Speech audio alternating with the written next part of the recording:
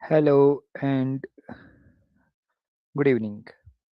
This is Dr. Shanawaz again with a new topic on biotechnology or recombinant DNA technology. In this topic, I will try to explain what is biotechnology, and this topic is important for the NEET students, MBBS students, PG students.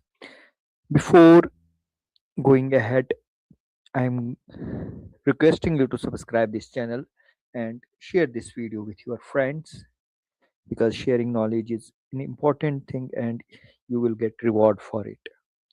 So first of all, we will start and try to understand the outlines of this lecture. So first, in this topic we will explain the basic principle of recombinant DNA technology. What are the vectors and various types of vectors? What are blotting techniques? What is sequencing? PCR, its variant. And today's class will be 1 hour class. And after completion of this class, we will start. Then we will uh, make another video of 1 hour class. As this is a 3 hour class of biotechnology, and here you will learn a lot about this topic. So, first of all, let us start with the basic principle of recombinant DNA technology. So, what is the basic principle of recombinant DNA technology? So, first of all, we will try to understand what is biotechnology. So, the definition of biotechnology is that biotechnology is a technology that utilizes biological system, living living organisms are a part to develop or create different products. So this is a very important definition of biotechnology. That in biotechnology, what we will learn about, this is a technology in which we utilize biological system, that is living organisms are a part of biological system. What do you understand by the part of this? That means we can utilize different uh, parts, for example cells, tissues, to develop a new product. For example, what can be a new product? The new product can be this new product can be, it can be uh, vaccines. It can be vaccine, like you recently saw the COVID vaccine being designed using the biotechnological techniques. And so the new products can be antibiotics. So basically this biotechnology is the alliance between the biology and technology, and there is a alliance. That means this part, bio part and technology part, has come together and it has made a new subject, that is biotechnology. So it is the alliance. So modern biotechnology includes genetic manipulation, it includes cell fusion techniques and improvements made in old biotechnology processes. What are the old biotechnology processes? Like making of curd, making of cheese, these are the old biotechnology processes. Now, with the new technology being utilized in this, and where organisms are, their parts are being utilized. For example, a new biotechnology is a CRISPR-Cas technology, where we perform the deletion of any unwanted gene so that the disease can be completely removed from the cell if there is a mutation in that gene, or we can introduce a new gene there. So these are the new technologies, and that's why there is an improvement made in the old biotechnology processes. So we will first then understand what is gene manipulation and cell fusion techniques in the later in this chapter. So basically this biotechnology is a technology that utilizes biological system and living organisms are part of the living organisms to develop or create new products. So this is a simple definition of biotechnology. First of all, then we will see the brief history of recombinant DNA technology. That means where from this has come and how this concept has developed. The two scientists were Herbert Boyer and Stanley Cohens. So what they did, Herbert Boyer and Stanley Cohens, what they did, they first developed the recombinant plasmid, and for example, they took the amphibian DNA duplex and they cut the rRNA a gene from it and then introduced that gene into the plasmid 101, and then it combined it and make with it combines with the plasmid 101, the portion of this RNA combined with this plasmid 101, and it is now recombinant product. So this is the recombinant product. Who have first developed this recombinant DNA technology? It is Herbert Boyer and Stanley Cohen.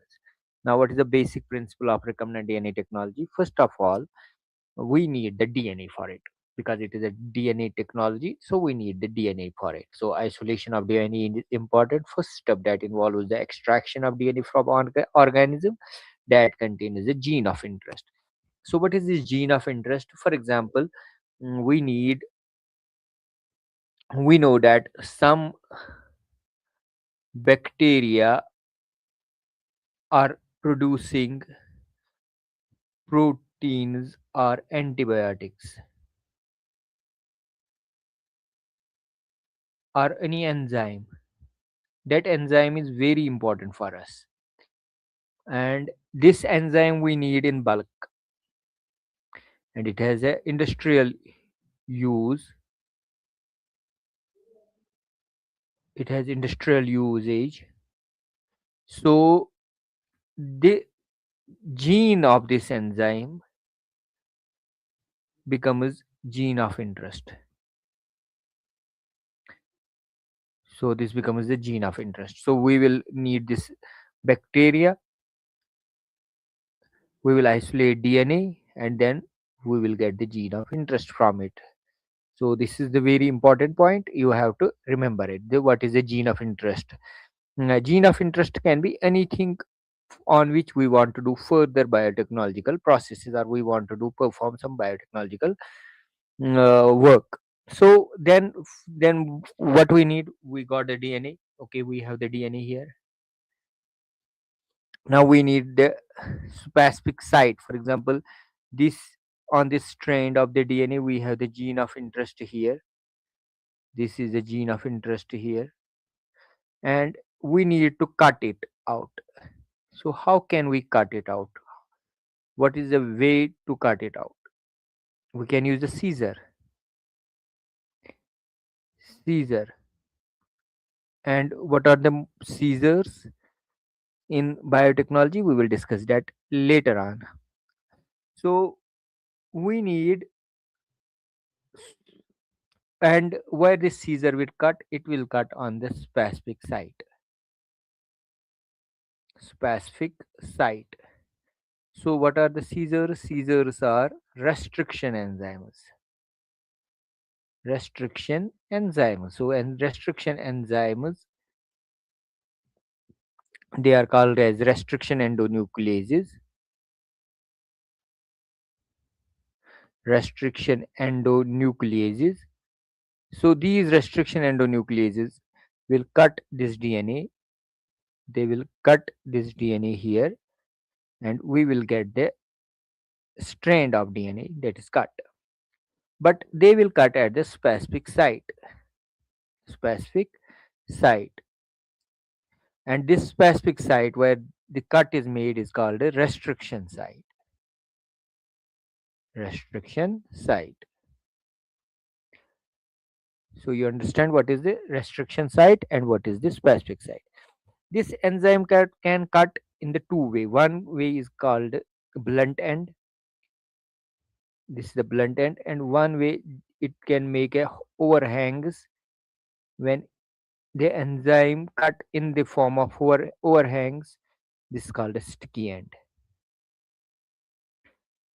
Sticky end. So one is blunt end, another is sticky end. Enzyme can cut the DNA up and down. That is called as a blunt end. enzyme can cut DNA at one point, and another strand can be cut at the another site. That's called, then it will make the overhangs. These overhangs are, this DNA that is cut with the overhangs is called as a sticky site. It is called as a sticky site. So the enzymes can cut in two way. One, it can produce the blunt ended DNA, or it can produce a sticky end DNA. Now, after that, we have now what we have got. We have got the DNA. We have got the two. We have got the gene of interest from that DNA. First of all, we took the cells. We got the bacterial cells, and we isolated the DNA from it. And that DNA, by using the restriction endonucleases, we made the cut at the specific site, and we got the gene of interest. This is the gene of interest. This is the gene of interest. Now we got this gene of interest by using the restriction endonucleases. Now we have the another DNA that is called as a vector. So DNA fragment generated by restriction enzymes are inserted into the vector. This vector is naturally, this vector is plasmid in bacteria. In bacteria, and restriction enzymes can cut this vector, and if this vector is cut, we can insert this gene of interest here, and this is called now recombinant DNA, or the second name is chimeric DNA.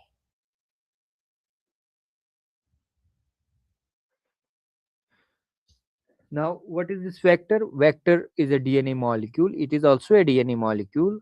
This vector is also a DNA molecule. It is also a DNA molecule. This is also a DNA molecule that carry foreign DNA. That carries foreign DNA. Where it carries this foreign DNA? Now, after introducing this plasmid or gene of interest into the vector, that is plasmid, we can now introduce it into the competent cell, and it can be DH alpha can be the competent cell. This vector will go inside this competent cell, and this cell will then clone. This cell will then clone it, and we will get the uh, multiple copies of this gene of interest. So, common vectors are circular molecules and bacteriophage, that is the virus that infects the bacteria. These are the common vectors. Now, we in this uh, first, when I told you that we need the Caesars, so Caesars are the restriction endonucleases. We don't need really Caesars to cut this DNA, but we have the restriction endonucleases that can be used to cut this DNA. Now we need the glue as well. So what is the glue in case of recombinant DNA technology? And this glue is DNA ligase. DNA ligase acts as the glue. It acts as the glue. That means when we have the DNA, plasmid DNA, and we want to introduce this gene of interest into this plasmid DNA, for joining this DNA with the plasmid DNA, gene of interest with the plasmid DNA, we need the enzyme that is DNA ligase. DNA ligase. We need the enzyme DNA ligase.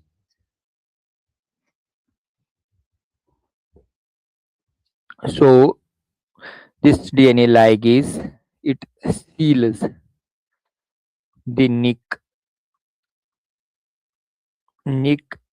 in sugar phosphate backbone. In sugar phosphate backbone.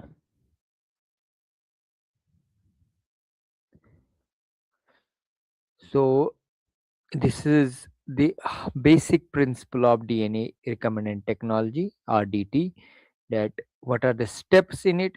First we need to isolate the DNA. The isolation of DNA is followed by the cutting the specific site of the DNA, then inserting the DNA fragment into the vector and joining the fragments.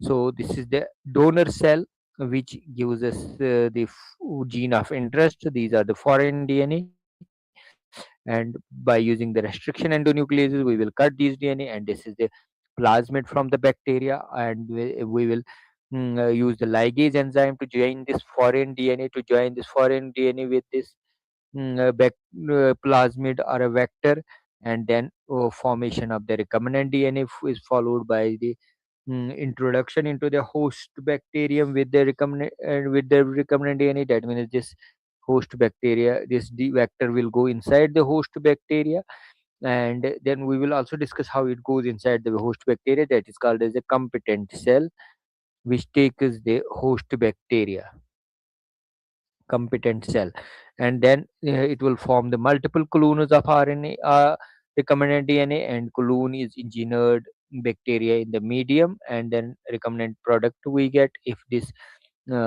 these recombinant clones will be used to get the product, and then we will perform the downstreaming and separation and purification of the product.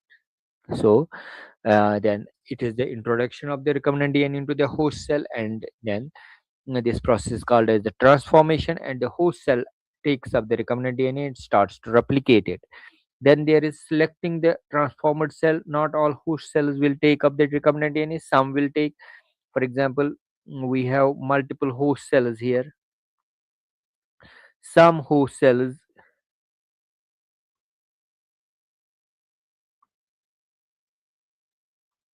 some host cells will take this vector, and some will not take this vector. For example, these three took this vector inside, and some didn't took this vector inside. For that we use the selective markers such as antibiotic resistance genes, and that can be used to identify and select a cell that has successfully integrated the recombinant DNA. Now, then after that, there is one more thing, that is cloning and expression of the DNA. One is the recombinant DNA is inside the host cell. These cells can be cultured to produce many copies or clones, and if the goal is to produce a protein, the host cell will express the gene carried by recombinant DNA and produce the desired protein. We will get the desired protein. Then there is screening of and analysis. Finally, recombinant DNA or the expressed protein is screened whether it is the correct that protein which we need. Analyzer to confirm the correct gene has been inserted and function is expected. And the techniques such as polymerase, chain reaction, gel electrophoresis, and sequencing is used for this purpose. Now, we will try to understand what is restriction endonucleases. In the basic principle of recombinant DNA technology, whatever we have discussed, we will now try to understand that bit by bit so that there will be no confusion in it. Now, first of all, we will try to understand what is restriction endonucleases. So, restriction endonucleases are the bacterial enzymes. They are the bacterial enzymes that cleave the DNA selectively at a palindromic sequence of 4 or 8 nucleotides. This should be understood. What is this palindromic sequence and how many nucleotides are this sequence is made of? For example, if you will check this word, this is Malayalam. If we will start reading it from this side, we can read it correctly from this side. If we will try to read this DNA from this side, it is A and D. Now if we will read this Malayalam from this side, we can easily understand that it can be read from this side, it can be read from the backward and forward side. That is Malayalam. That is called as a palindromic sequence, and this palindromic sequence can be of 4 or 8 nucleotides. This is the first discovered in E. coli restriction replication of the bacteriophage by cutting the viral DNA. First, when we come to understand about the restriction endonucleases, they were first discovered in E. coli. What does this E. coli do? The bacteriophage are the viruses that eat up the E. coli. So E. coli has these are the enemies. Bacteriophage are the enemies of the bacteria, and this is the E. coli. And this E. coli has developed a mechanism. It has a mechanism that if bacteriophage introduces his DNA, its DNA into this E. coli has the restriction endonucleases, and they cut down the bacteriophage viral DNA and saves the life of its own cell. That means this now bacteria will live a long life. It will not die. So they were first discovered in E. coli, restricting the replication of bacteriophage. So this bacteriophage dies inside the E. coli. But the bacteriophage are the viruses that eat the bacteria. That's why they are called as the bacteriophage. Now, by cutting the viral DNA, thus the enzyme that restricts the viral replication is known as restriction enzyme. That's why we got this name, restriction enzyme. If you have confusion why we are calling it as the restriction enzyme, it's called as the restriction enzyme because these enzymes restrict the viral replication, or restriction endonucleases. Endonucleases we will because they cut the DNA in between the DNA. They didn't cut the DNA from the end side of the DNA, that is outer side of the DNA, that is exonuclease. It was discovered by Werner Arber. So the first letter. Now we will try to understand what is the name, how we name these restriction endonucleases, and what is the way to name them, the restriction endonuclease. So first of all, what is the restriction endonuclease that is released by E. coli? There are multiple restriction endonucleases released by E. coli. We will try to understand ECO R1. So, what is this ECO R1? The first letter E stands for the genus name of organism or bacterium. So, it is always that you should remember it to capital, write in a capital form. It should be capitalized. That means we will write the capital E and isolated, and this is the which is the enzyme isolated and capitalized. So that is capitalized. E stands for E. coli. Now in Eco R1 it is E. coli, that is a genus name. Like another restriction enzyme, that is hin D third, that is H stands for Haemophilus genus. That means this restriction endonuclease is isolated from Haemophilus, and this is the genus name of the organism. In the same way, BAM H1 is Bacillus. That is B stands for BAM H1. Now there is another word, that is IN co and AM. What is this second name? This the next two letters are the two letters of the first species name. That means E. coli. In case of E. coli, Escherichia coli, this co is from coli. This co is from coli, and like co is the coli species. Hin is the influenza species. That is, we used the first two letters of the species name, and am in case of BAM H1 is amyloliquefacient species. That means amyloliquefacient species, we got this am from it. It should be remembered, and it is mostly asked in the exams. Now the third is R. What is this R? R is the strain, that is strain designation.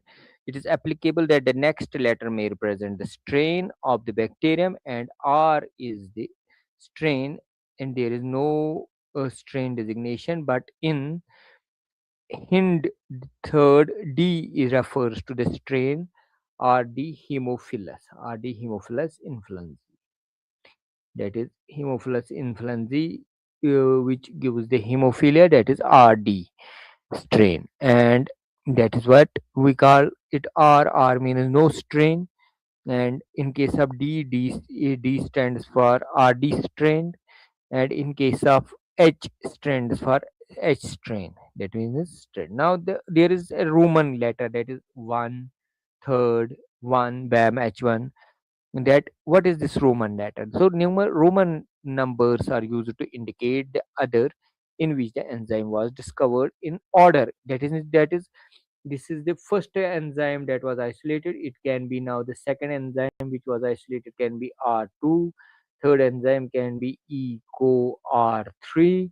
And in this word, it is the order. It tells that this hin D third is the third enzyme isolated from the Haemophilus influenzae, and is the first enzyme that is isolated from this strain. So this is the first enzyme discovered from this organism, third enzyme discovered from this organism, and the first enzyme discovered from this organism. Now, there are three types, in fact, four types of the restriction endonucleases. One type one is the one enzyme with different subunits for recognition and cleaves. It causes the cleavage and methylation. It is very important. This sometimes asked in the exam, and this recognizes and methylates a single sequence but cleaves the DNA up to 1,000 base pairs away. That means that it cleaves the DNA up to 1,000 base pairs away from the restriction site. The second is the two different enzymes which recognize the same target sequence, which is symmetrical, and two enzymes either cleave or modify the recognition sequence. They all either cleave and they can also cause the modification of the recognition sequence. Now, third type one enzyme with different subunits, one recognizes and modification, and one for cleave. It is a two different subunits. There are subunits in these enzymes. This enzyme has two different enzymes with both which recognize the same target and which is symmetrical.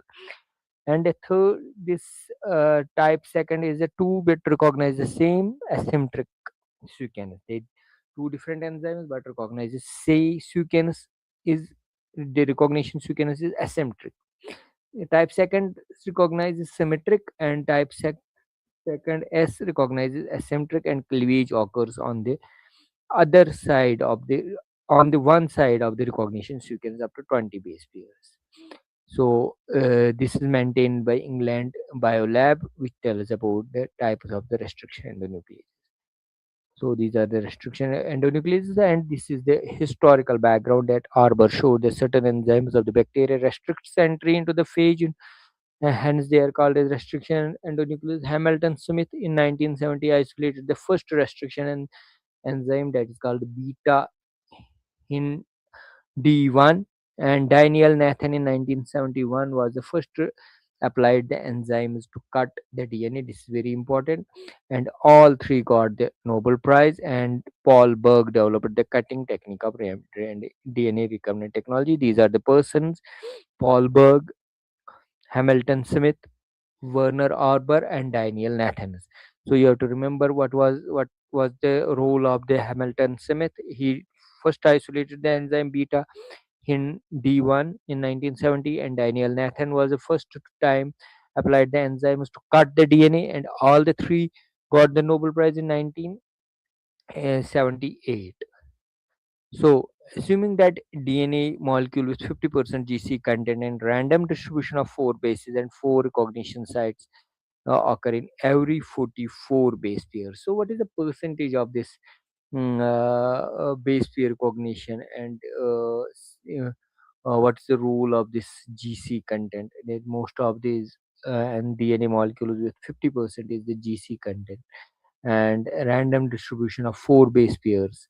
And similarly, six base recognition sites occur every 46 base pairs. That means the four bases recognition site occur at every 44 base pairs. So that means in a DNA, how often these restriction recognition sites come. That is, if it's a four base pair, then it will come after 44 base pairs, and if it is the six base pair recognition site, it occurs every 46 base pairs, and eight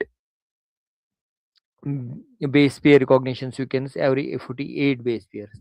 In practice, there is not a random distribution of four base pair. Many organisms can be ATR-GC rich, and the nuclear genome of the human is 40% GC, and the dinucleotide CG is fivefold less common statistically expected. So these are the average sizes of these different enzymes with the different forms of DNA source. For example, if the enzyme is APA1, that is in Arabidopsis, the length is 5.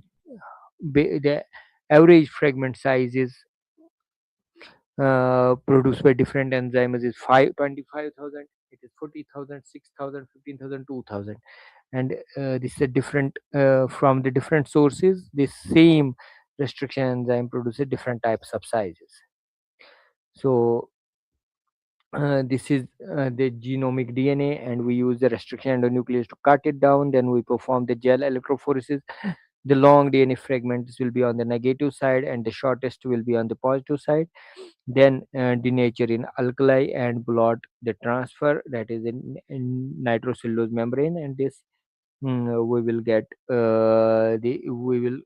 only those who will pass this nitrocellulose membrane, and then hybridize with the radioactive probes, and we will wash it down. And then after getting transferred on the nitrocellulose membrane, we will perform the autoradiography, where we will find the DNA images of this gel. This is a recut with the PST, and this is a PST digest, and this is recut with the PST1, and this is the ligation side. This is how we recognize the DNA. Now in the next video, we will start understanding what is recognition site, and some restrictions and with the sources and recognition sites. And it is all for today. I told you that we will continue for the 1 hour, but we will start with the 20 minutes video now. I thought it will become the lengthy video, and it will be very difficult to watch it out. And in the next video, very soon we will start understanding what is recognition site. Please put your comments and share this video. Thank you, all of you.